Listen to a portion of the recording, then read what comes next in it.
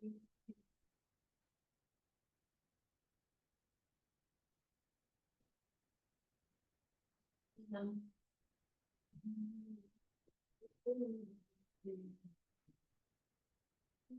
Krishna, Hare Krishna, Krishna Krishna, You need a book? I'm gonna use one. He gave you one, and he got one, I think. This was on my pens. I like to read I like to read my own. Hare Krishna, Hare Krishna, Krishna Krishna, Hare Hare. Thank you.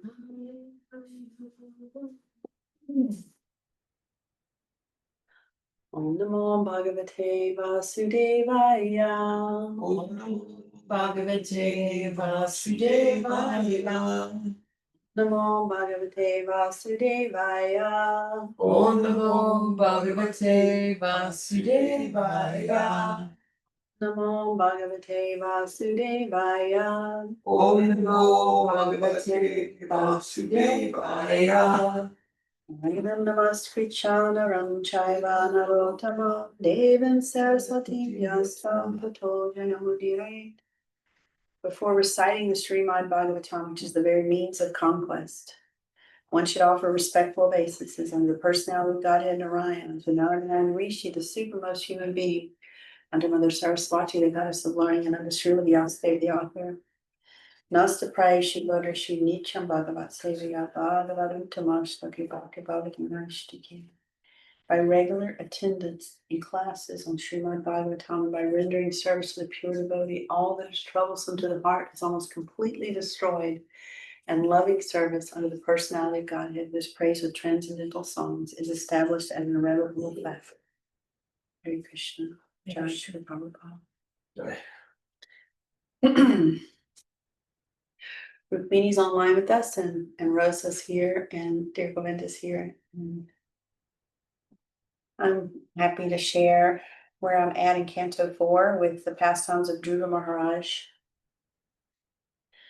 And we're on chapter 12, entitled Dhruva Maharaj Goes Back to Godhead.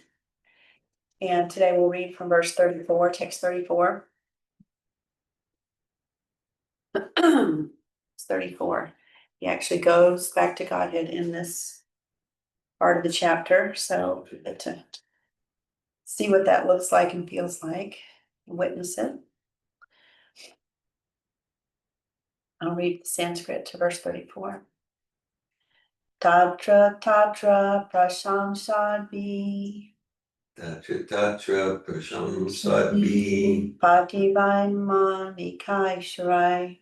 Pativaimani kaisharai. Avakiryamano dadrishe. Avakiryamano dadvishe. Kusamai kramaso grahan. Kusumai kramasho brahman. Tatra tatra prasamsadvi. Tatra prasamsadvi. Pativaimani kaisharai. Pativaimani kaisharai. Avakiryamano dadrishi. Avakiryamano dadvishe. Kushumai kramasho grahan. Kushumai kramasho brahman. Tatra tatra prasamsadvi. Tatra prasamsadvi. Pativaimani kaisharai. Pativaimani kaisharai. Avakiryamano dadrishe. Avakiryamano dadvishe. Kushumai kramasho grahan. Kushumai kramasho brahman. Tatra prasamsadvi. Tatra tatra prasamsadvi. Pativaimani kaisharai. Pativaimani kaisharai. Avakiryamano dadvishe.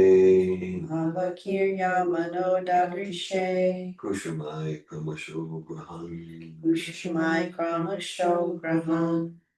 Tatra tatra prasamsadvi. Tatra prasamsadvi. Bhakti Vaimanikai Sarai. Bhakti Vaimanikai Sarai. Ava Kiryamano Dadrishe. Avakiryamano Dadrishe. Kushumai Kramasho Grahan. Kusumai Brahma. Is this close enough to me for volume? Yeah, maybe. Okay. Speak up a bit. Yeah. I think it should work.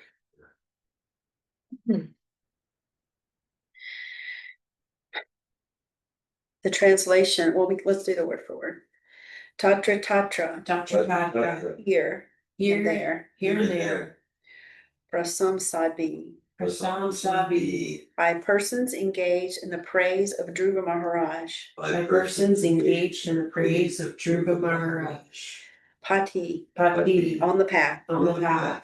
Vaimanikai, Vaimanikai. carried by different types of airplanes. Carried by different types of airplanes. Sarai, Sarai. by the demigods. By the demigods. Avakiryamana, Avakirimana. being covered. Being covered. Dadrishe, Darjushe. could see. Could see. Kushumai, Kusuma. by flowers. By flowers. Pramasa, Pramasa. one after another. One after another. Grahan, Brahman. all the planets of the solar system. All the planets of the solar system. Translation by Srila Prabhupada. While Dhruva Maharaj was passing through space, he gradually saw all the planets of the solar system. And on the path, he saw all the demigods in their airplanes showering flowers upon him like rain.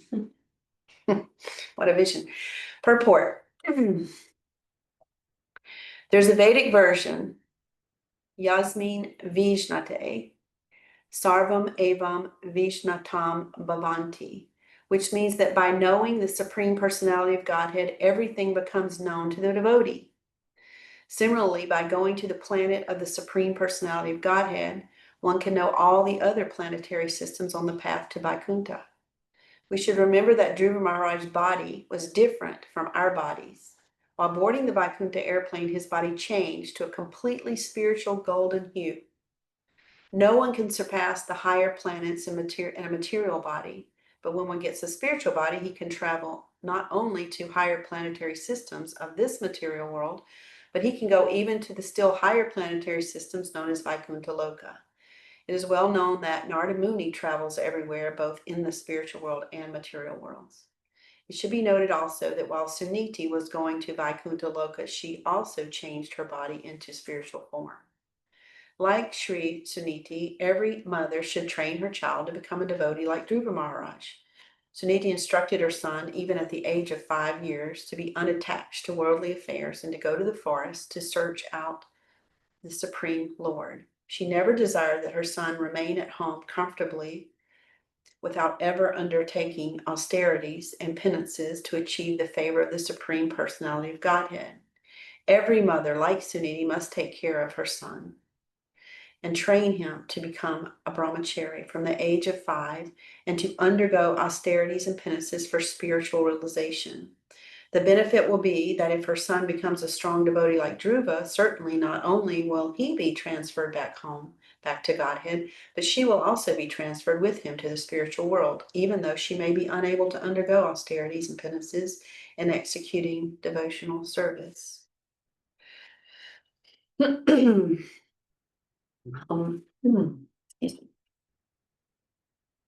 Namo Vishnu Padaya Krishna Prasthaya Bhutale Srimati Bhaktivedanta Swami Namane Namaste Saraswati Devi Gaurvani Pacharini Yavishesha Shriyavadi Pashachani Shatani Srila Prabhupada Ki Jai. So my brain gets all excited about all this. As y'all know, I have a lot of enthusiasm and I read for maintenance of my own spiritual practice because it keeps bringing me back on track when I get distracted or lazy or either rajasic. So as I'm reading through this chapter with Dhruva, I don't know what ever tomorrow is going to bring. And so I'm always excited to see what verse is going to land on the day that I'm teaching here in front of live people because it feels different. And so 32 has a lot, you know, the last couple I think didn't even have a purport, and it kind of, you would think, be challenging, but actually all of this is so much more information. And so I get to choose what to focus on, and there's a lot here because this chapter is so rich. I mean, it's kind of culminating. Everything's culminating because he's actually getting on the airplane now and going back to Godhead. So there's so much that built up to that that I didn't share with you guys. Maybe Rosa caught a class or two, but I read on and kind of stop and lead class on Tuesday, Wednesday, and Thursday morning with Anasuya, Rosa, and whoever else shows up on WhatsApp. So my face is not there. It's a lot less pressure, and it's not so consecutive. So I never know who knows what from the backstory, and it's not really important, but at the same time, this is such a rich pastime. In chapter 12, he's going back to Godhead, so it needs a lot of attention because that's what we all think about. That would be the ultimate solution to all the problems, but we can do this now. So Dhruva's gonna actually get on the airplane today, and there's a lot that leads up to that. So I sat down yesterday with this verse and a stack of cards, and I put a little more attention than I do when I'm leading class in the morning for us, because it's coming here and it's different in Dear Govinda's ashram and being on the video and Zoom and recorded and all that. And it's an association that's deeper than it's more personal than what I'm doing in my temple room at Prabhupada's house by myself. So I get excited about where to go with it and what to do with it, and my voice strengthens and my mood strengthens, and I get a little excited. And so I spread out on the table like I usually do when I get serious about something, and I start writing whatever comes up. So that's what you're gonna get. But I probably won't have time to share with you everything that comes up when I read this jam-packed purport. And it's also totally inconceivable, wild and crazy. And it's not to me anymore, but I remember when it was, and now I just kind of want to know more about it. And so I read a few other things in chapter 8 in Bhagavad Gita. It's totally related to what's going on with Dhruva. So I'm going to share a little bit from chapter 8. So there's a big celebration. We had another celebration when Dhruva came back home from the forest, and now there's flowers raining through outer space. Dhruva, I mean, it doesn't happen very often that we have a pure devotee go back home to Godhead, right? There's so many millions and billions of people not going back home to Godhead that the entire solar millions of planetary systems know about this, and they're congratulating Dhruva, and it's a happy time because somebody made it, somebody is coming, somebody important, and this is all happening as Dhruva gets on the airplane. He's seeing this out the window, I guess, and it's all just coming. So the demigods, everybody's celebrating. And to get on that airplane, he spent a lifetime in austerity and penance, guided by his mother, who was his original guru. And there's a word, I'll just go through my cards because I'll get all, I'm very scatterbrain type personality. So for me to rein it in is really difficult. So I made some notes. Anyway, so Dhruva's on the airplane today going back home, and he's skyrocketing through the planets. He can see everything, which they couldn't see when they launched the space shuttle in the 60s to go to the moon, because we're not sure if, well, probably that's pretty emphatic that didn't happen, but they didn't see any other people, planets, flowers. So we're not sure that how could that be, because it says right here, this is what happens when someone goes through, when penetrates the veil from the material world to the spiritual world. And Dhruva's planet, Dhruvaloka, is on that cusp, so he's passing and seeing all this. And so I think the point being made is that he's seeing stuff with his spiritual eyes, with his spiritual body, that we're not going to see. You can't go without being qualified. Dhruva's highly qualified, and nobody in a space shuttle from Florida is going to be qualified. So I could go on about that, but I chose not to go in that direction today about the moon landing in the 60s. Let's go with the more spiritual side of it that feels more enlivening for me to be inspired by in my path. So that's what we're going to share. So Dhruva's changed body, so he actually put his feet on the head of death. Like when he was, first of all, he got ready, which is really crazy because like if the plane showed up for me, I'd be like, hallelujah, amen, here I come, and I'd make a beeline, right? That's what I was thinking, is like, I'm out of here. But Dhruva, it's morning time, of course. It doesn't say that, but because Dhruva's doing his morning practice, when this happens, he took a bath in the river. There's a little juncture of the Ganges River near Badarik Ashram where he is with all the other sages. So he takes his bath, he does his prayers, he sings his songs, and then he sees the airplane. He circumambulates the airplane, he prays to the airplane, he prays to the two associates of Vishnu who come off the airplane, Nanda and Sunanda. So he's just like showing obeisances like a normal, humble, pure devotee would. He's not acting like we would, like I would.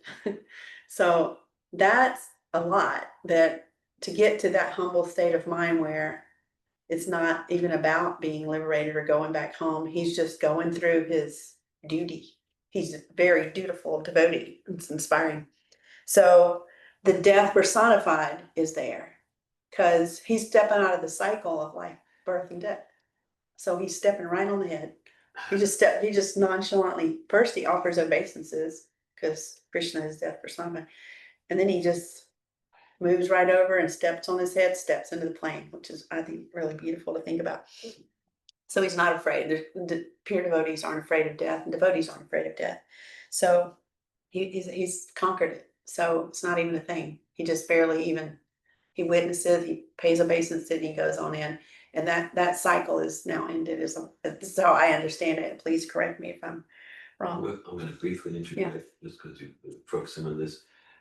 Some of us were recently in the Safito 3 room, like that, about 2.5 weeks ago. And as you know, a theme there is our relationship with aspects of the material context, especially death. And Hare Krishna.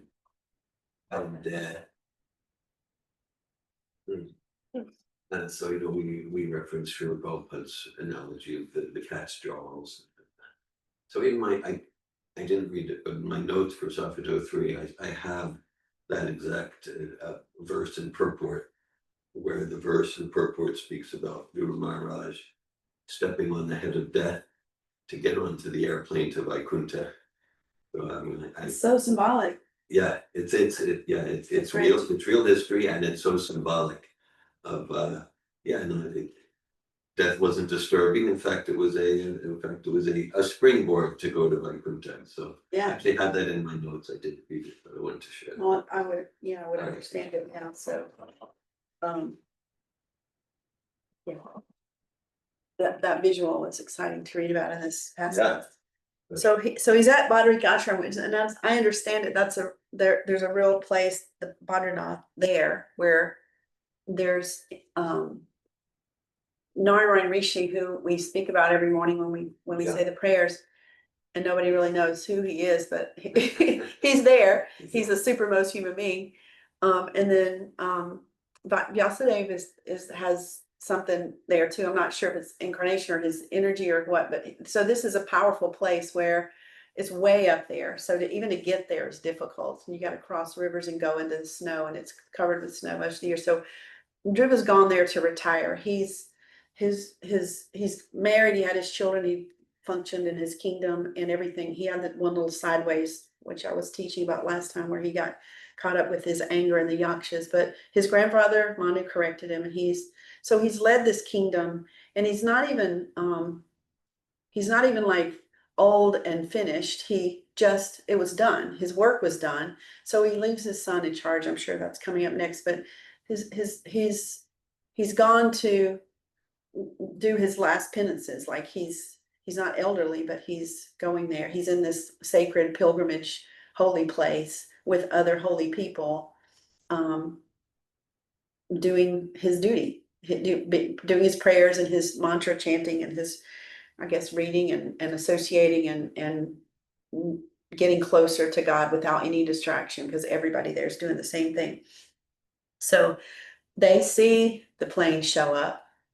Now this plane is big as a house, and it's magnificent, and there's other plane stories when we read back with Kapila Dev, there's a plane that he takes his wife, Devahuti, and this is like inconceivable gardens and palaces in the plane, like the moving ship or whatever it is huge, and everything in it is sparkly and gems and gold and magnificent. So this shows up for Dhruva. The other sages and rishis there, they see it, and nobody has a problem with but he's going and they're not, which is also kind of cool to think about in our material perspective, that would be hard to feel, to watch someone go beside you and you're not going, and then Dhruva isn't even puffed up about it. He's doing his duty and going where he's supposed to go, and he's following instructions.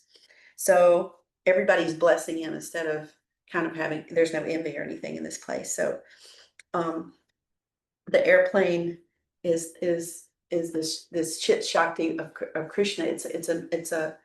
It's knowledge and bliss completely, nothing we can imagine on this planet. So that's the only way to do space travel. You can't build something mechanical that needs gas and fueling stations and driven by 2 or 4 or 6 unqualified astronauts. It's just not possible. Prabhupada's saying it's not possible. And this purport is just declared in this chapter. I mean, so it moves so fast going through the space with Dhruva that Prabhupada used an equation in one of the purports that it would take 40,000 light years to get to Dhruvaloka or Vaikuntha. It would take 40,000 light years. So it's not even possible. So we don't even need to try to imagine what that speed is like and what we're going to see on the way. But Dhruva's not even looking at stuff. Like it's not a sightseeing tour. He's not there to get some rocks and bring it back or go or go tell everybody what he saw. And he's seeing everything because he has the vision now. And so what we would see if we took it, and there are people taking some limited amount of space travel now, is with these material eyes. So he's seeing the vastness and the beauty and the perfection because he's going to Godhead. So you got to become worthy to do this. This isn't just anybody can buy a ticket. I mean, the tickets are for sale and you can buy one and they're free. So you can get a ticket, but the penance and austerity is required, and purity and getting to know Krishna like we're doing this morning, reading pastimes and understanding and singing prayers. And as we were singing all the prayers this morning here, the morning program prayers, I was just referencing, like, I could pull pieces out of every one of them that are in this purport. The magic of Srila Prabhupada's translations is, it's just every one of them is saying the same thing. Like, I don't want liberation. I don't want to go. I just want to learn how to think about you and remember you all the time. I don't know how to do that because I got all the other stuff packed up in there, clogging up the memory, and I'm not pure enough to receive all that pure knowledge like Dhruva has. And so it just is that reminder over and over again to that's what we're here for. That's what time was for. And I experienced that yesterday, just allowing myself a few hours to sit at the table and clear my deck, no guest around, no cooking, no other jobs, no people. Like, I had to really clear the deck over there. It's hard to do. And spread out and allow myself to be in full devotional service. Or a few hours. I had 6 loads of laundry to do, so I'd stop, change it over, come back. And then I think to myself, whenever I'm in that mode, like, why don't I do this every day? This is what I'm here for. I'm supposed to do this every day. If I want to get here at any point anywhere near this kind of qualification, it can't be once a month, clear the deck, sit down and study. It's really a daily thing. And so I don't really know what that feels like because I'm busy doing all the other stuff that I think is important. So just a lot of trust goes into it, because obviously this is way past my level of realization. So I'm speaking to you from what I gleaned from the hours that I spent yesterday, just jotting down things that came up for me, and then not questioning why this is coming up for me, or why would this isn't necessarily mentioned, or it's from way back, or I just know it from some other reading. Is to trust that this is Krishna speaking through me, and he put me here in this spot today, and he's allowing me to share pastimes with you guys, and And I don't need to know all the details. I need to feel what it feels like to let that rest in me and to trust someone to guide my words and my spirit this morning. So I know that it's challenging for me, but it's not, it's what I want to do. I want to be here. So I'm just speaking through it. So there's a lot of grace going on here too. It's Krishna's energy and Krishna's watching and everybody's got an eye on this Dhruva because everybody knows how perfect he is and how he's led the kingdom with such grace. And so he's, he made some mistakes and he started off with mixed motives, but he just kept going back to it. So that's our goal. So there's the jubilation going on. One of my neighbors made me a card the other day, and she said she experienced me as jubilant.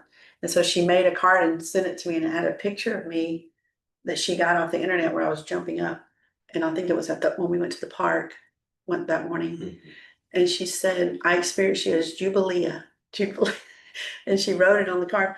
So when I saw this, when I was reading this flowers coming down, I was like, well, it's nice to be jubilant and to be compared to something that's this jubilant.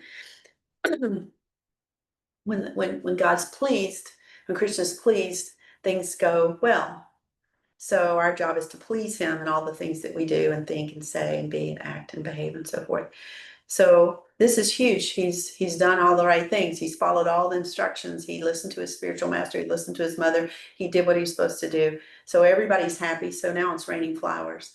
And so you can think about like a desert or something where there's water. I mean, it's been really dry in Melrose and everywhere in the summer, and everything's dried up and people's things are dying, and it's not even comparative to when it rains. People get happy when the sun comes up. And I read a book a long time ago about Siberia, a woman who was in a work camp in Siberia. She had gotten sent there for some kind of behavior, and she was there, sort of out in the middle of nowhere where it just snows and it's gray all the time. And I remember in the book her description of those few days of summer when the sun came, even though there was still snow, there was a few days. And she was in a work camp, so they didn't get sweaters and coats and blankets. So she was just always cold. And everything she talked about in this biography was the cold, the chill that just permeated the misery. And then there would be these few days, and it literally was a few days, where she could go outside and lean against the building that had absorbed a little bit of sunshine, and it would be jubilant. It would be like relief. It would be the world shining some goodness on her for those few moments, and they got to last through the whole year till it comes again. I forgot how many, 7 or 8 years she was there. So I was thinking about that this morning, just kind of reflecting on we torment the world and the planet, the animals, the plants, the land. Everything's leached and burned, and there's a person staying with me who's a wetlands scientist, and he is here to learn how to burn to protect certain species. And so we talked about vegetarianism, and we talked about why this species, and we got into some really beautiful conversation. His name is Matthew, and he's beautiful. He's really a beautiful soul. So Matthew came 2 nights ago, and I was up in the morning early doing my thing, and he came into the kitchen and he said, "Is that the Swami?" You know, it's really nice to hear people curious about Prabhupada. He said, "I know about him from George Harrison," so we opened a conversation. And I was headed out the door to work, so I said, "How about we meet up tonight?" I made him dinner, and we chanted some rounds, and we had a nice conversation. I gave him some beads in a bead bag, and he was so open. His heart just opened up. It's just so beautiful to witness. He's probably 29 years old, young man, Tallahassee. And I said, after we chant, do you want to do this experience, like I experienced, what you're experiencing, and we'll just kind of popcorn back and forth, and you can tell me what it feels like. And he was going so deep. It was just so nice to witness and to be in that mode. And it really helped me too, because I don't usually chant late at night, but I didn't get home from work till 8:15, and he got home. He had dinner. I left at dinner for him, and we didn't even start chanting till 8:39, and so we finished really late. But he was just going there with me. So I gave him the beads, and he wrote me this morning. I just saw it on my phone right before we started. Govindam prayers. He said, I chanted around before I went to bed. And I felt peace and less anxiety and he said he was in such grace being there that he felt he didn't even want to touch his phone to text me this message, but he wanted me to know. But yeah, he said, yeah, this morning. So Very inspiring. I know it is. It's miracle stuff over there. So I'm thinking about him because he's intelligent. He's also soft-hearted and he doesn't believe in God. I'm like, well, we talked about it, but I'm thinking about him because he's here to protect some salamander. I mean, there's all that. This is the weirdest stuff people do. They come to learn how to burn land so the salamander can be rejuvenated before it goes extinct. But I go, what about the other animals that are, burn is supposed to be a natural thing. It's not, but the man has screwed up the burn system that creates the ecosystem and the insects and all the whatever goes on in the underneath of it can't go and everything grows up. It gets all mucked up underneath and certain species go extinct. So I knew he had a soft heart for saving animals. So it was really great when he told me that and he's very science brain. So I gave him your book. I'm like, well, you're going to want to read about the science of this because he didn't understand how could the mantra make me feel this way. And I'm like, well, it's science, and here's a whole book on it. So that was fun. So I'm just thinking about him because the sunlight, the rain, what's growing, what's happening with the animals, the ecosystem, and so forth, it's all reactions to the stupid things we've done to the planet and to each other and to the animals, and it's all negative. So of course we're going to have dry seasons and species disappearing and burns stopping because we're not allowing the lightning to do its job. We're just interfering because we're controlling. We're trying to control everything. And so so much about this has come up in the last couple of weeks in Melrose with a new park. We have 2 new parks in town, and I went to some meetings that they had, and I held a potluck there, and I took my Gita cards, and it was fun. And I'm talking to the guy that's running that, and he's there because they don't have burns anymore, and this land is arid and it can't grow anything, and the farmers are mad because it won't grow anything, but the farmers previous to them messed it up. So there's all this politics about the land and what's happening to it coming around my arena in Melrose right now, and to have this young man there too. So I'm feeling this. Well, of course, you've got this one soul, this rare soul. Rare soul finds another rare, even rare goes back to Godhead. So of course there's going to be showers of flowers and celebrations. Of course, the earth and Krishna, everyone's happy. And so everything's positive right now. The light is bright, the vision is clear. Who cares where the flowers are grown and it's just out of control. And it could be here too if we didn't screw it all up. So it's like an artique from heaven, which is really pretty to think about. So Dhruva got what he asked for because he's a pure devotee. That's what happens when you're a pure devotee. You just think about something and it just happens because Krishna loves you so much for being a pure devotee that you think it, he thinks it, and it manifests. So that's what's happening in Dhruva's world. So there's a purport back here that has a little bit about that. I was just going to read a little second of it.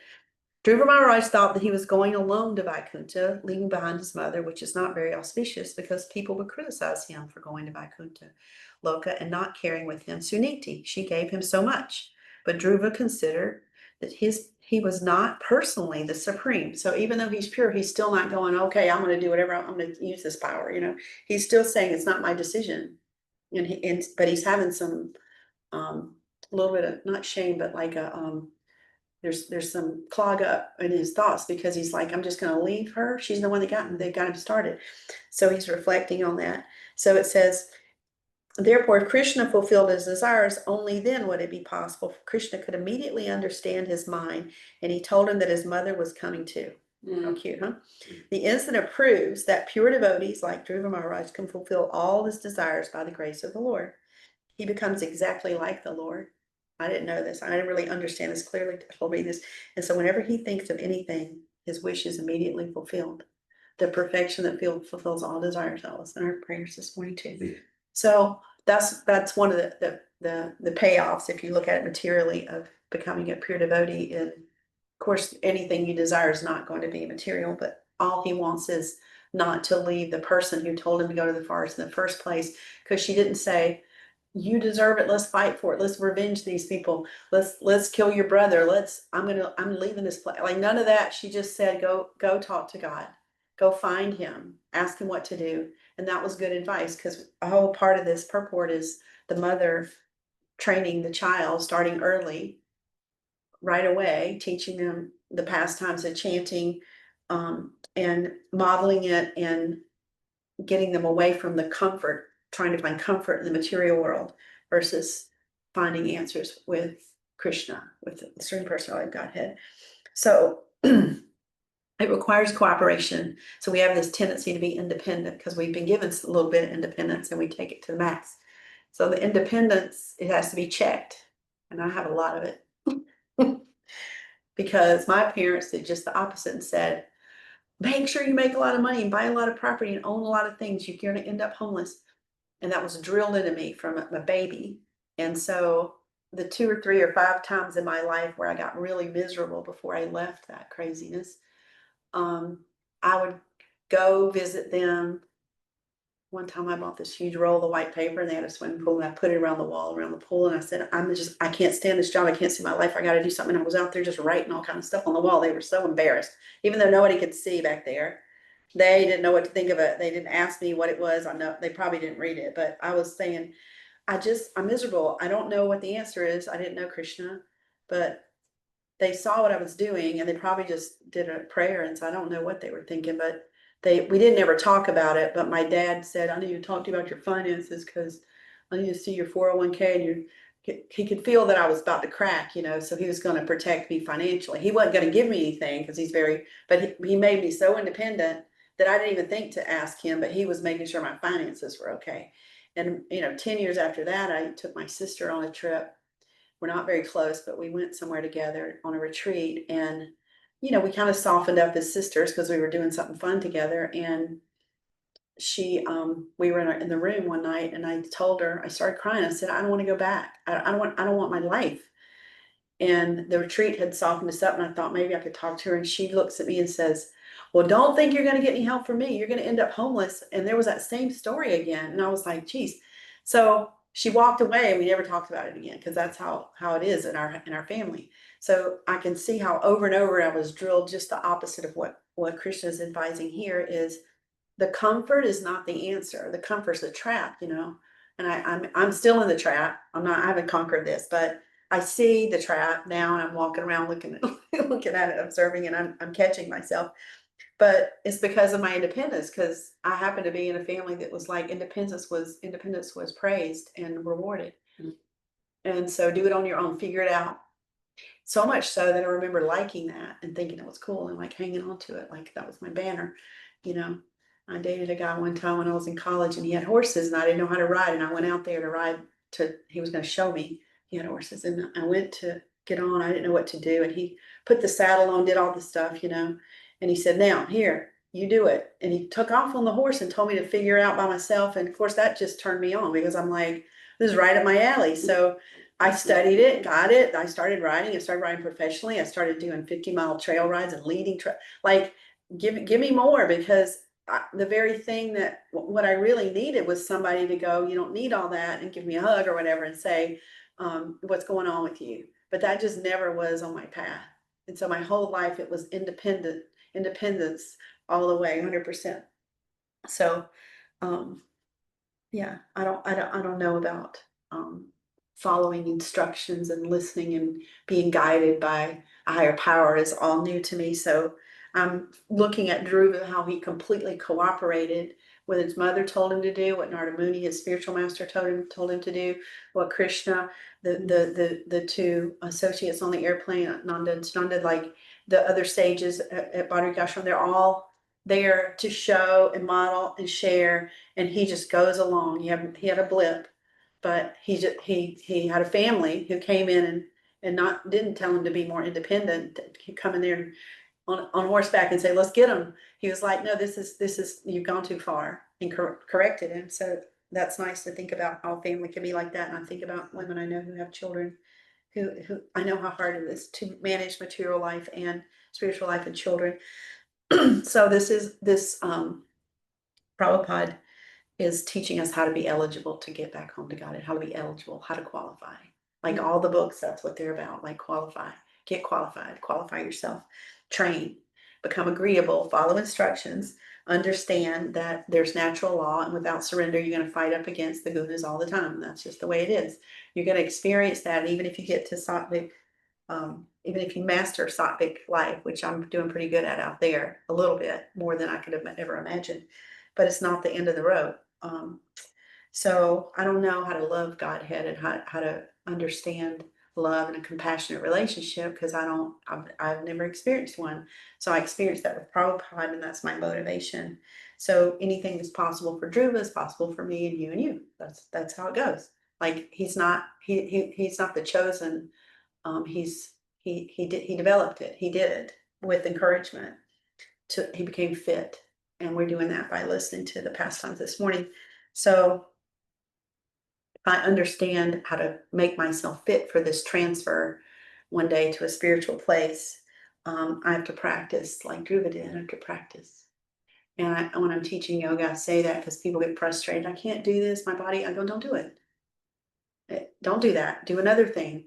But this is a practice. This isn't everybody come in and get pictures for the cover of Yoga magazine. This is everybody come in and practice balance. And with older women that I teach, the balance is a huge challenge. Some of them have fallen, or they're afraid of falling. And you practice. But if you practice 5 minutes here and there, you're probably not going to get good at it.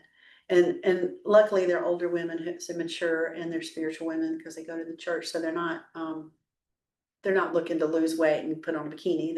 They're trying to not hurt themselves, and they want to be stronger. And a lot of them started late in life. So that we practice. And so I have to remind them that every single time. Practice tree, practice cat and cow. And let me show you how to engage so that you can get, I see them developing success. And I see the excitement that brings to them, because they're all afraid of having a walker or a cane or falling. I mean, the women are like 50 to 80, I would say. So some of them better than others, but a lot of them can't get down on the floor, or they'll just sit in a chair and do what they can. I'm like, great, you're here. You gave yourself an hour. And, we meditate, we do other things. And I talk to them and I read to them. So it's not just about the exercise, but it's the same thing with spiritual practice. We need to do and be involved often and frequently and seriously dedicated, and understand that there's patience required, and it's a practice. And so I know those of us who are leaders, and all of us are, and we win, and we're in a situation where we know how to do well, and we know how to lead, and we're often asked to lead. And I've always been a leader in my life, and I'm not so much as a leader in bhakti, but in my life prior to bhakti, I was always the one doing the lead role. And so I'm looking at, what I'm leading now is much more important and much more serious, and allowing myself to learn this new way of being with patience and not beat myself up, because it's easy to do. I still do it. I'm aware of it, and I consciously can turn it around quickly, but it still happens where I think I'm not good enough, or what am I even doing sitting here right now? And I'm glad there's not a lot of people here, because I don't know if what I'm saying is even accurate, and I'm just speaking what I know today, and it's more than I knew yesterday and last year. So I just stay in the practice, and that's trying. Prabhupada says a lot, trying. I like that he does, because thankfully he does. Because if you were just supposed to get it, 1, 2, 3, get it, or have been raised with it, like Suniti did with Dhruva, then I would be out of luck. Like, that's not where I'm at. So as an older woman, I'm still learning how to try, learning how to love, learning how to see with spiritual eyes. So be dependent on Krishna. Yeah. We just talked about that. I'm not the controller. So how do I practice learning that? Is just, I relax, I practice little bitsy pieces of surrender, little bitsy pieces of letting let the chips fall where they fall and not trying to control everything, trusting that there's a guidance higher than I can possibly think of in my little brain. And just getting up every day and doing it again, being in Krishna consciousness, being on the path, being around other devotees, meeting with these books. So cultivating surrender, cultivating little tiny pieces, because I think this big surrender that Drew is having is a whole nother level. But he didn't. Oh, it's not overnight. He didn't move pretty quickly when he was a kid, which is pretty exciting to read about. So his humility is being called on here because he's the situation he's in. He's taken his bath, he's prayed, he's done his prayers, he's circulated the plane, he's stepped on the head of death.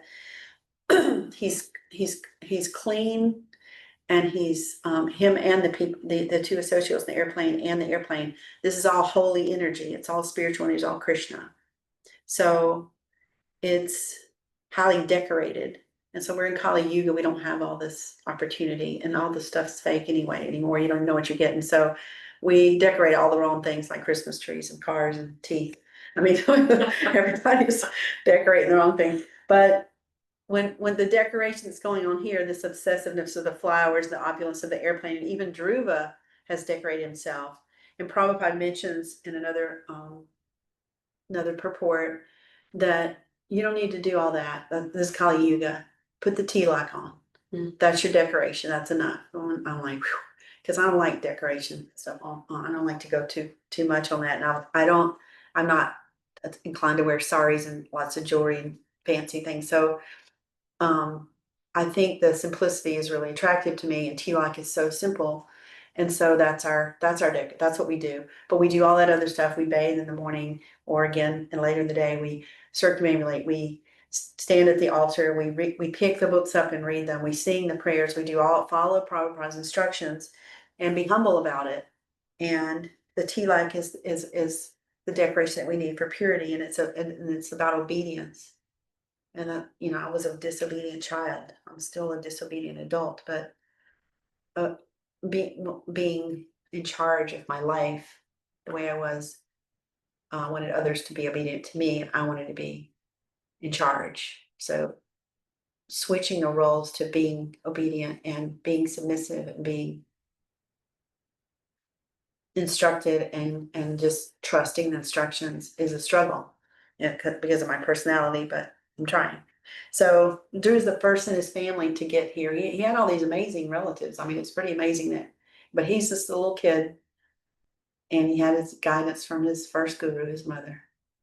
And so he's the first one in his family, which I don't know why that struck me as like, with his family, his grandfather and great grandfather were huge devotees. So was his father, an amazing father. So it happened on Dhruva where he had that I don't know if his karma was lined up, or he just really he hit that revenge and that anger and that frustration he felt the day he got shunned from his father's lap just pushed him where he needed to be. I'm not sure how that, I don't know, I have to talk to Diego more about that. So now he's got a spiritual body. It's not like a material body. Obviously, it's glowing gold, they said, So it's basically matching Krishna's energy. He becomes part of Krishna, not merging into, like we talk about with mind body philosophy, but like everything within him is the same, pure, blissful, and full of knowledge. And so it acts and interacts on another level that we don't understand. So his karma is done. Like, this is it. So when he stepped over into there, he's a spiritual body. And it mimics Krishna, I think, right? It's the same shape, size, color, actions, thoughts, like everything's. Sarupya liberation. Okay. The form is same. Okay. So there's no subtle body and no gross body anymore. That went, but it's still him, because that's an eternal soul, right? So there's a couple of verses in chapter 8 that I wanted to just touch on, but you touched on a little bit this morning.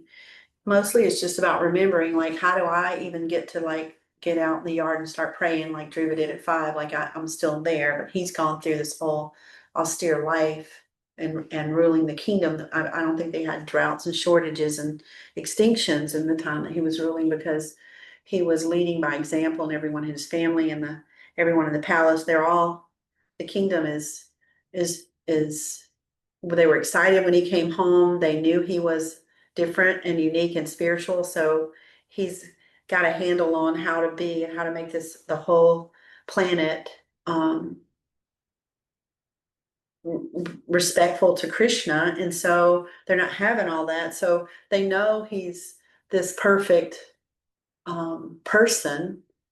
And so we're in such an adverse situation here with everything drying up and burning up and locking up and whatever we're doing with our political system and our educational system and our all of it, all of it's and we're only in the first few years of first 5 things. It's gonna be crazy. But I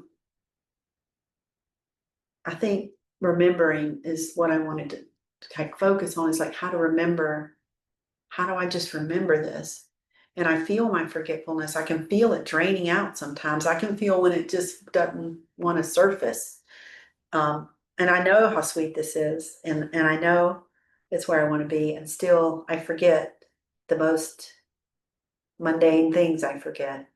So I try to set up my life to remember with these rituals and routines that Prabhupada has given us, of getting up and doing this and then this and then singing this and this.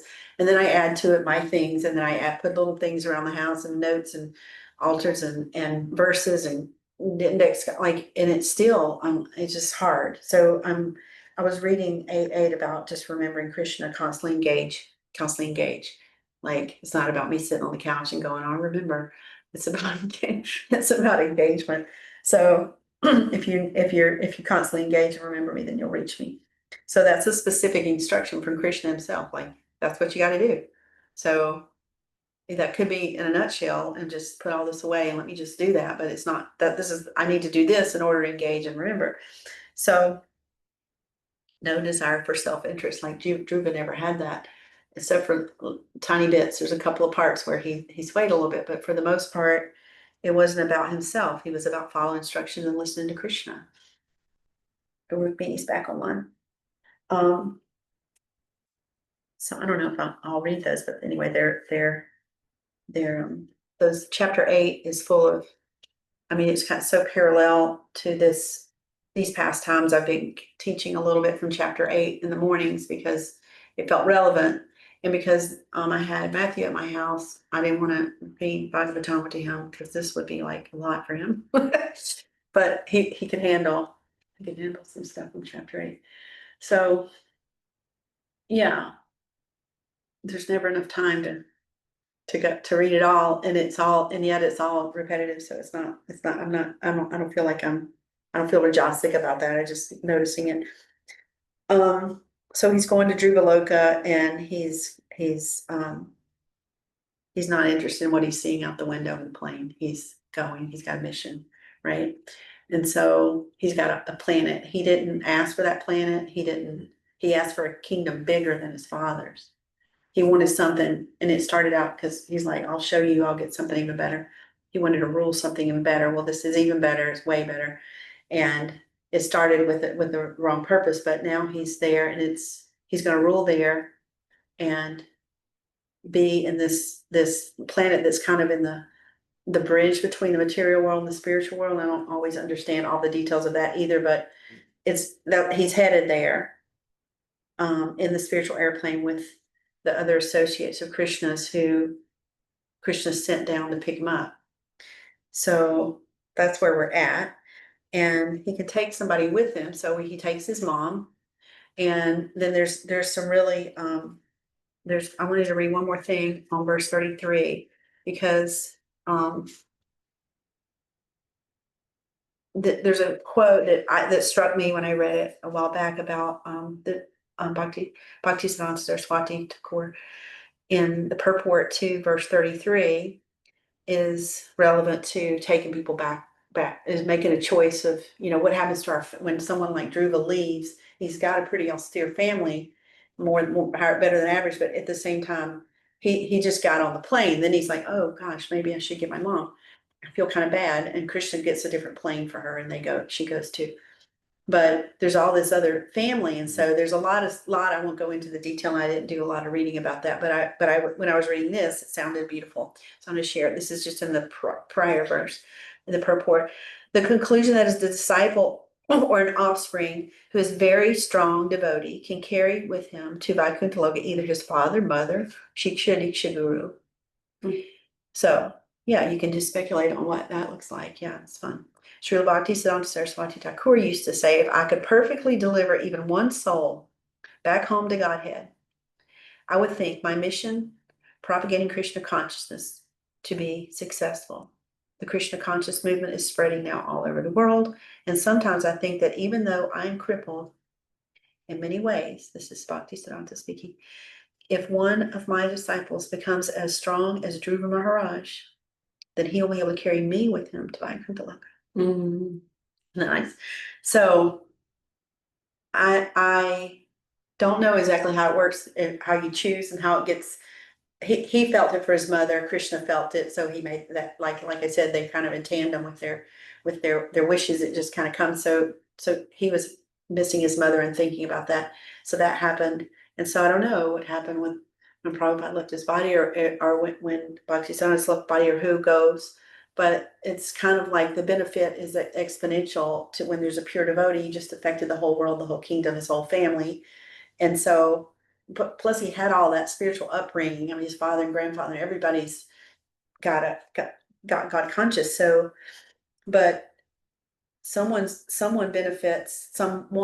of someone's benefit by our cultivating bhakti, right? Like Matthew at my house today, and us here at Govinda's home, and all the places that we go, all the people that are in our association that are benefited by how we walk, talk, act, sing, eat, pray, dance, sing.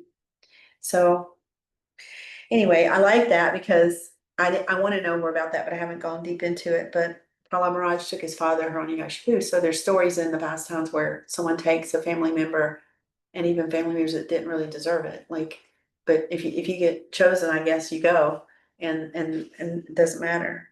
So the Vishnu Dutas, those are the when I was reading this to Anasuya one day, she said, "What are the Vishnu dudes called?" I said Vishnu Duta. So that she goes, oh, I thought that was kind of funny. She thought I'd say Vishnu dudes. So they're like these eternal spiritual helpers, and they're serving Krishna eternally. So he says, I've got a job for you. Go down and pick up Dhruva Maharaj and bring him back home. And there's a lot of chanting going on here. Everybody's chanting to each other.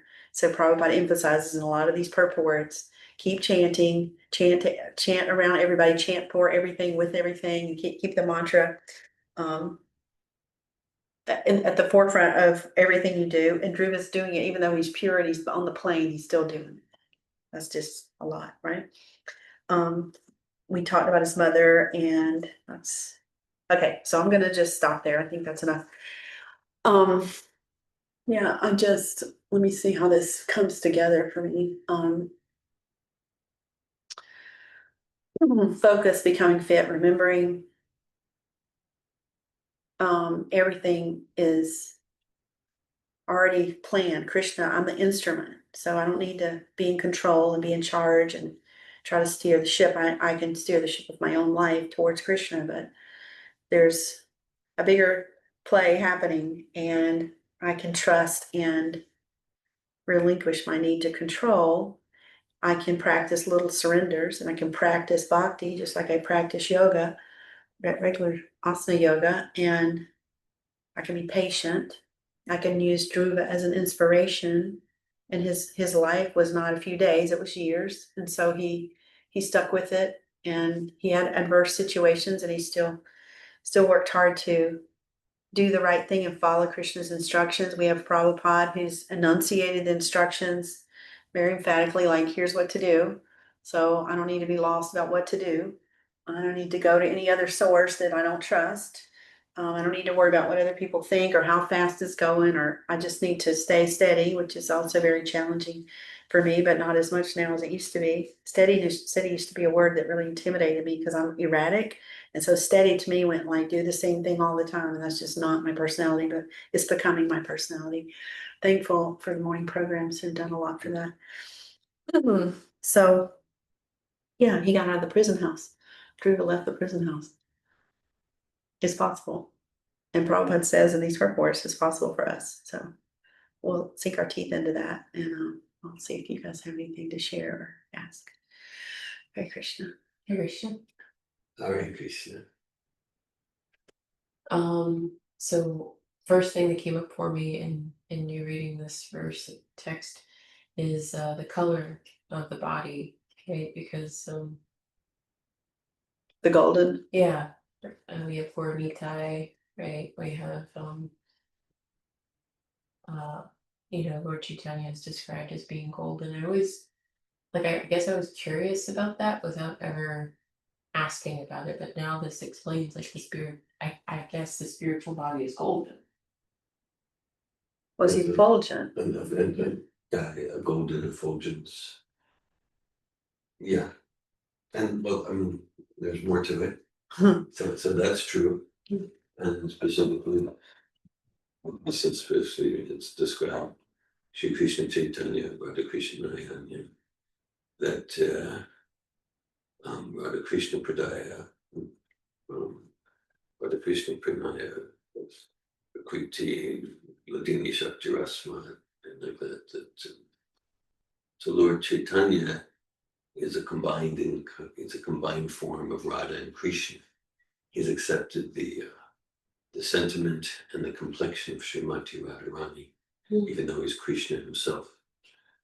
So Srimati Radharani's complexion is fair and golden, whereas Krishna's is sham, dark, darkish. So Lord Chaitanya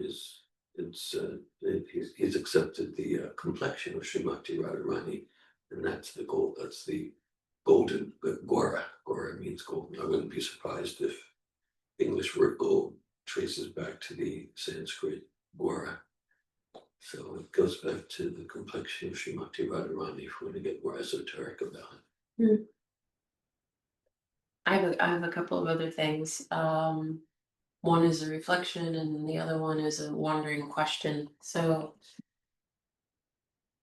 the other day during morning program, others had to leave, and me and Vaishnavi stayed. We're talking.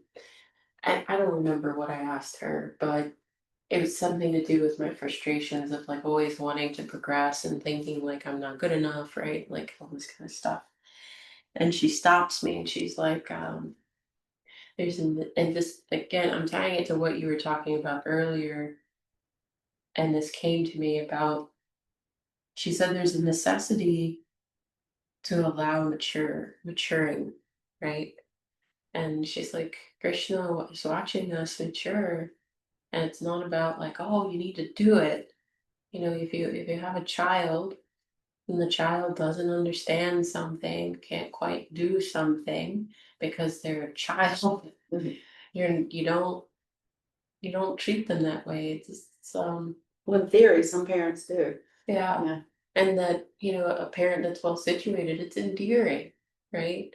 To witness the maturing of a being, and you see them come into their own. You don't push for them to be someplace that's not appropriate for their age. She used sexuality as an example. She's like, children, it's not that they don't have the capacity, right? It's within them, but when they mature is when their sexuality comes up. Like those other things are true, and she was using bhakti, right? Like we mature in our bhakti. Yeah. It's encouraging. So it's within us and it comes. Yeah, it's revealed. Yeah. Given to us based on our sincerity and our I guess the reciprocal relationship of that makes sense to me. And so when you're ready, or when Krishna thinks we're ready, maybe it may not be when we think we're ready. we receive knowledge and receive encouragement. And I just can relate very much to the stories that you're telling about the way you were treated when you were younger. And to me, that wasn't an acknowledgement of like allowing maturing, right? Yeah, there's a lot of times where Prabhupada speaks about a father or parental relationships, and it's never like anything I experienced. So I'm like, well, there are exceptions because there's missing, and yet now I see how advantageous that is and how it strengthened me. But it was painful as a kid and as an adult. I just kept dragging because I didn't know what to do with all that. Like everybody else seemed to have it figured out, but it doesn't guarantee just because you're a parent that you do parentally correct behavior. Just because I can relate to you doesn't mean you can relate to me, but part of the experience that I have as an adult is I treat myself now the same way my parents had treated me, which is like I should be able to Yeah. da, and I get so frustrated, right? Because there's no compassion, there's no Feel like allowing, you're catching yourself. there's no allowing maturing. So anyway, Hare Krishna, that was a reflection, and then the last thing I have is it is a question. It's related to maturing. I guess it's kind of related to this purport in the way you were describing Dhruva as being so humble, right? Like offering his obeisances and circumambulating Of and course he is, he's pure devotee, like it goes unsaid, but we're so not used to humility in my world, there, nobody's humble. That somehow I think that there's some kind of, like that only happens later and it's because he's pure, but he was humble, so much of it, but I don't know what humility really looks like. I read about it. Mhm. But yeah, he's way past he's in the plane and he's still being humble. And Didn't graduate from it or whatever. one of the things you had said, it's not like you said, yeah, I'm the big stuff. I get to go. Hey, I mean, yeah. exactly. So I'm relating that to maturing and bhakti. And I was thinking about this during morning japa today. Okay. My personal experience has been in trying to follow some of the prayers that I've heard, and I don't know from who, but there's always the like, when will you accept me as your servant, right? Like, and there's this like almost a plea that Your mood, you mean? Your mood when you're no, I've heard it, and again, I don't the actual prayer yeah, reflects. yeah, exactly. And the first time I heard those things, I thought it was odd. Because I think I'm used to maybe material conditioning of like live in the result, Yeah, right? And then you get it from being like, I've already got it. like faith. Yeah, exactly, kind of thing. So when I would hear the prayers of the pleading, I think, well, that's a little odd and understand. And then examples of humility, right? So I'm like, okay, so they're exemplifying humility. Let me follow. So I have some prayers that I do my pranams, I do my things, and then I have a prayer that I do, and it's something similar, like please accept me as your servant. And at first, it was doing the action before I had the feeling, right? And then I have developed the feeling, That came along. but at the same time, I don't understand it. So this morning, when Dear Govinda was reading from the chanting book, and it said, it described Hare Krishna as please accept me, right? And I just felt so touched because now I have that feeling, but at the same time, I don't understand it with my rational mind. I don't understand how it went from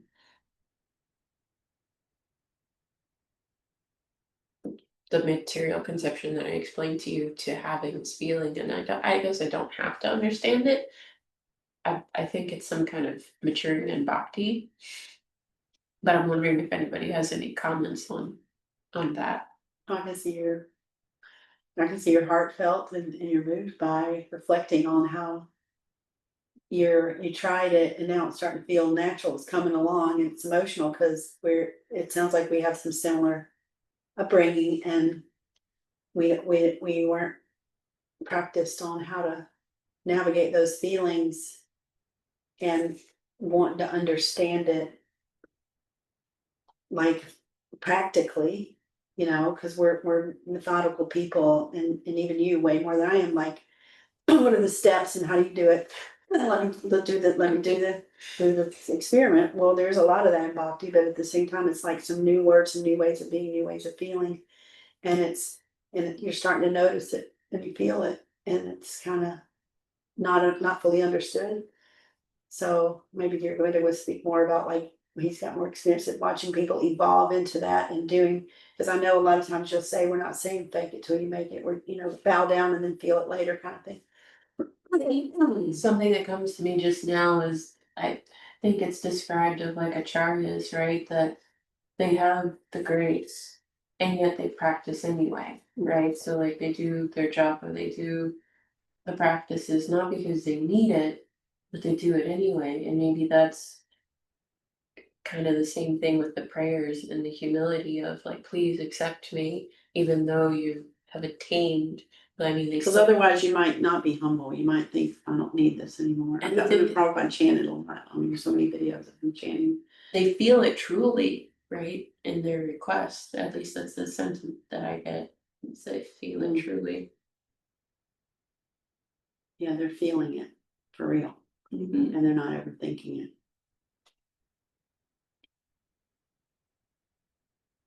I'm gonna let David step in here. Well, there's the true principle in bhakti, the journey is the goal. The journey is the goal. So, and I appreciate Laksmipriya, your focus on practice. And Dhruv Maharaj, he practiced intensely. He practiced so much, the whole universe was reverberating. Yeah. I forgot about that. Everything, like, there was dust storms and all kinds of things going on in the world, and the way out there. Everybody's like, what's going on? It's true, the way down there is being so sincere. Yeah, the demigods were frightened. Yeah. What's happening here? It was so. And then in his, approach, he's like the quintessential example of, like Krishna describes in chapter 7 Bhagavad Gita, Chaturvida Vijati Mam Janasukriti Arjuna. Well, I told you Yasarati Gani Chakaritarshabha that, so many who approach me, it's not for pure motivations, but it's auspicious to approach me. And so Dhruva, he wanted revenge. He wanted power. Like, it wasn't like pure motivations.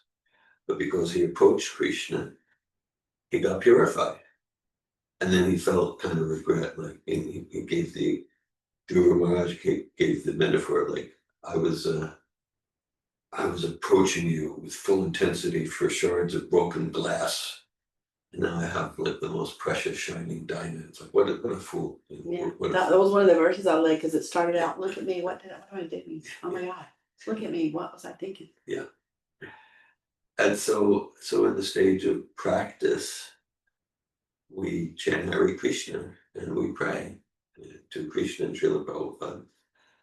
And in the stage of perfection, let's say whether it's in this body, a perfected person, or in Vaikuntha or Goloka Vrindavan, then we chant Hare Krishna and pray to the pure devotee. Yeah. So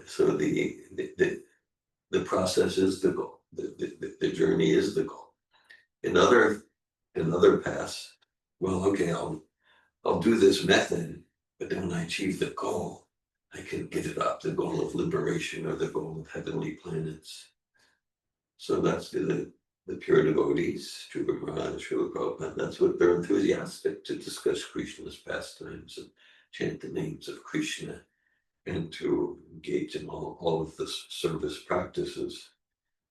And then the principle is the idea of first you bow down, then you feel. It's like by doing service, then we get realization. We, Prabhupada uses the term transcendental. Sometimes we use the term trans-rational, transcognitive.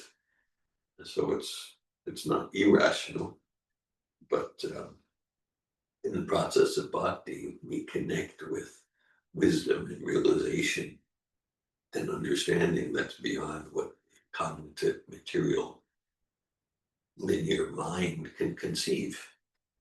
And so it's because the soul is full of knowledge, and that knowledge that knowledge is awakened to the extent that we surrender through prayer, through practical service. Hare Krishna.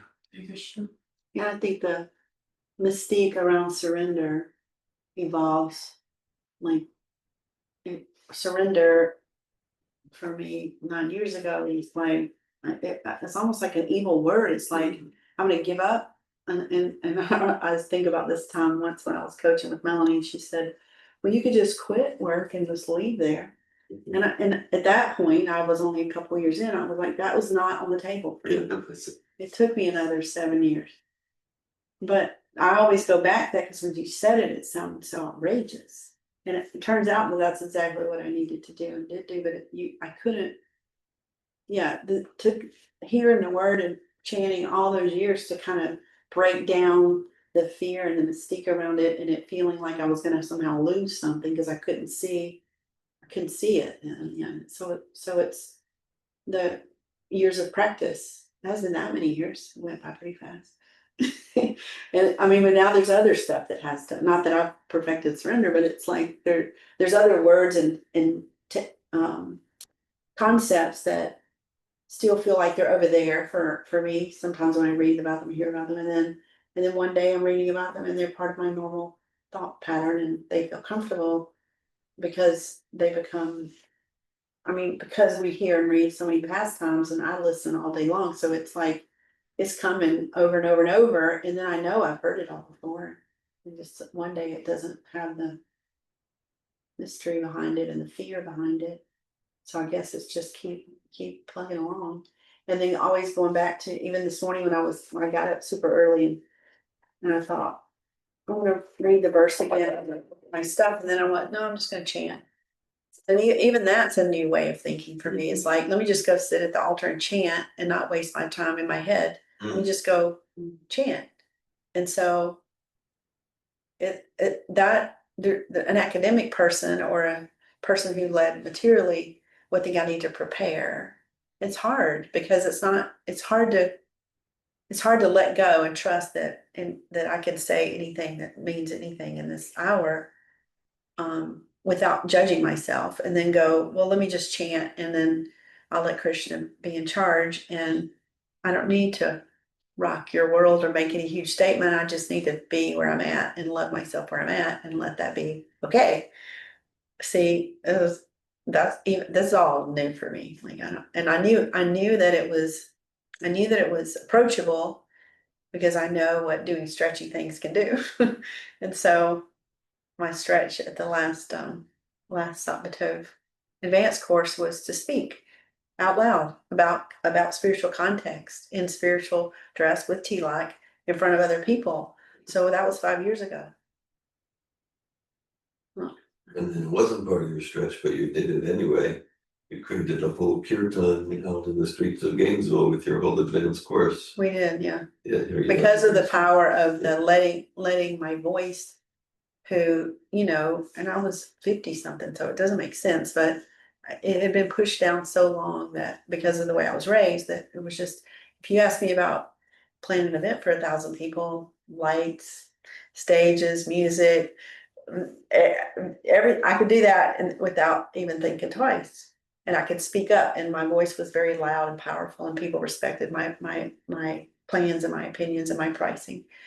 But that's all I could talk about. Everything else, I felt so ashamed and so embarrassed, so unknowing. So to be able to speak something about, I still feel like a complete mess. I do, because I know my thoughts are all over the place. They're not refined, but they won't ever get refined if I just stay stuck. So I gave myself this stretch, and it gets easier for me each time.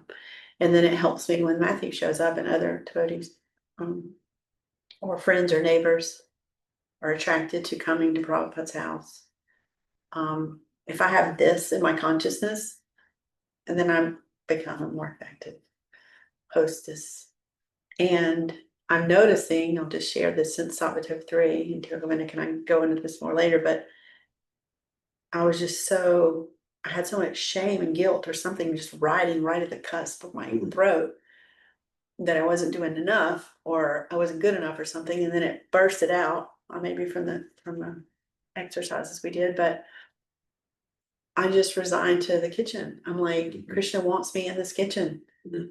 I want out of the kitchen. My back hurts, my feet hurt, my shoulders hurt. So I got a back brace, a hip brace, extra socks that are padded and cushiony shoes. And I'm just going, we're in the kitchen.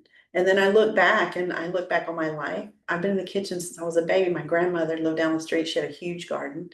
We cooked everything. We canned, pickled, iced cakes, cooked from scratch all the time. I stayed at her house a lot. She was a very strong, beautiful Christian woman. And she was my first guru. Mhm. And so I was reading about Dhruva's mom. My mother was not that. But somehow her mother, I don't know where the gap went, but she cultivated and dragged me to church for whatever, 15 years until I could drive and didn't want to go. It didn't stick, but there was so many principles and so much modeling and so much in the kitchen. I mean, we were at church in the kitchen, doing things at home in the kitchen. So I don't have a formal training as a chef, but I know how to do stuff from just years of watching her, and she was an excellent cook. And everything fresh. I never had a canned or boxed thing until I went to college. Everything came from the garden. And so she made all my birthday cakes. She sewed all my clothes. She knitted my sweaters. She made my bedspreads. Like the woman knew how to do everything. So I grew up with that. Guess what?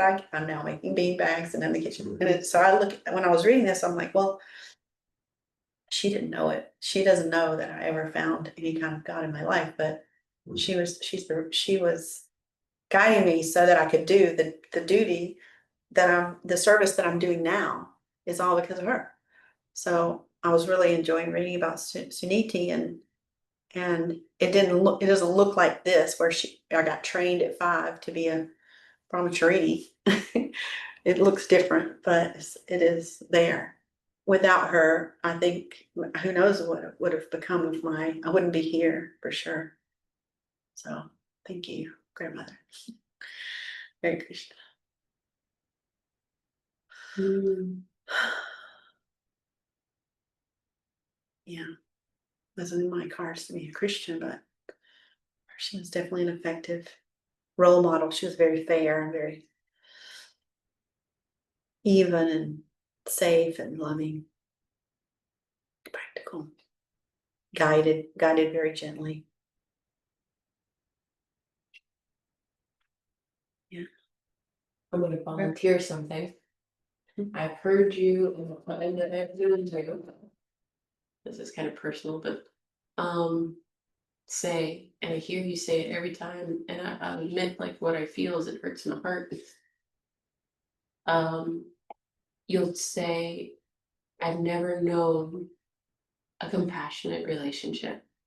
And so in this moment, I'm going to challenge you. That sounded That's my broken record. that sounded like a compassionate relationship. Well, it was one side. I was taken. I was a complete taker.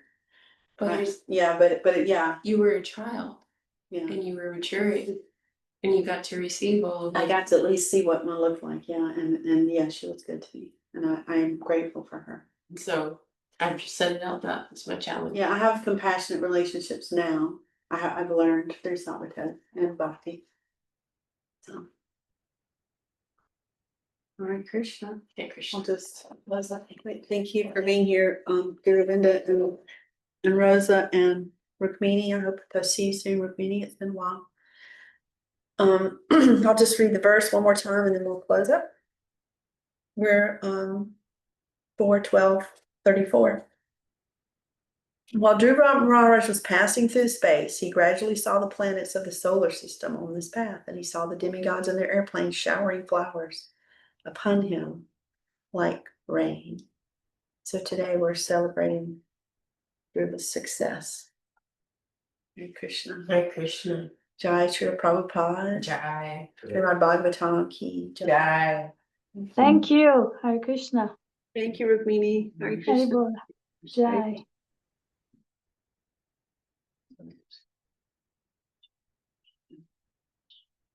Laksmipriya. Thank you. Thank you guys for being patient with me.